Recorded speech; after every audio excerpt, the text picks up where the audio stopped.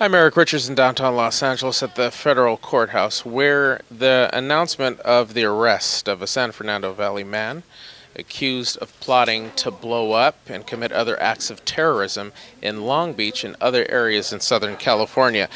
26-year-old Mark Stephen Domingo of Reseda, a former U.S. Army infantryman with combat experience in Afghanistan, faces a slew of federal charges in a terrorist plot in which he planned to detonate an improvised explosive device, an IED, for the purpose of causing mass casualties.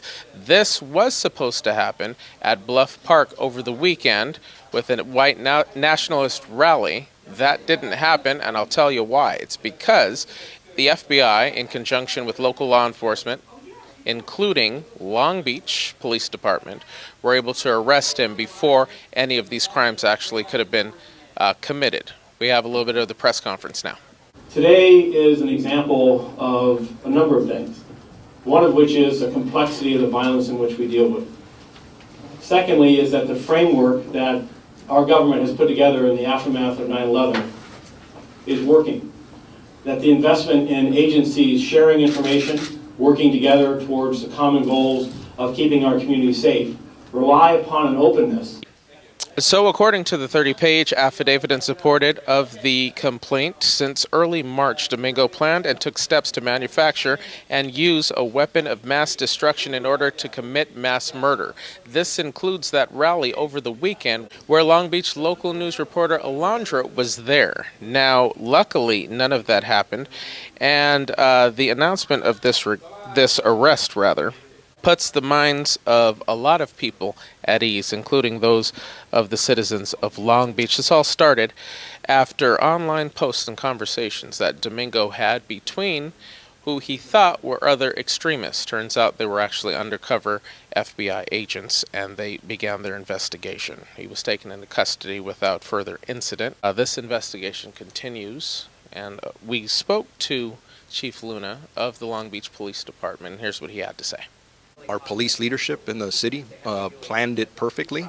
A lot of it's the approach, because sometimes people get out there and the majority of them are peace-loving people who just want to get a message out, but there's people out there who want to cause problems. They start yelling at the police, trying to incite the police to do something, and our officers do an amazing job. They're patient, they're disciplined, and at the end of the day, everybody went home.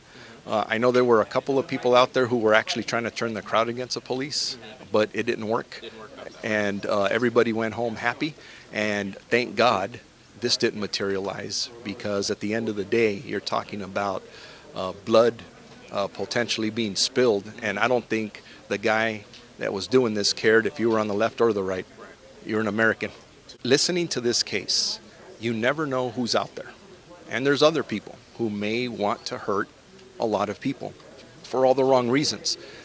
Typically, the way law enforcement finds out is somebody being vigilant, paying attention to what people are saying, what people are doing, and if somebody sees something that they just don't feel right about, call us. Let us look into it. It's better to be safe than sorry. So if you see something, you absolutely need to say something.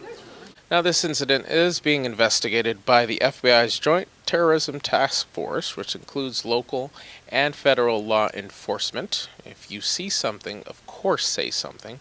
You can remain anonymous. We'll stay on top of the story and bring you the very latest on Long Beach Local News and longbeachlocalnews.com. Reporting in downtown Los Angeles, Eric Richards, Long Beach Local News.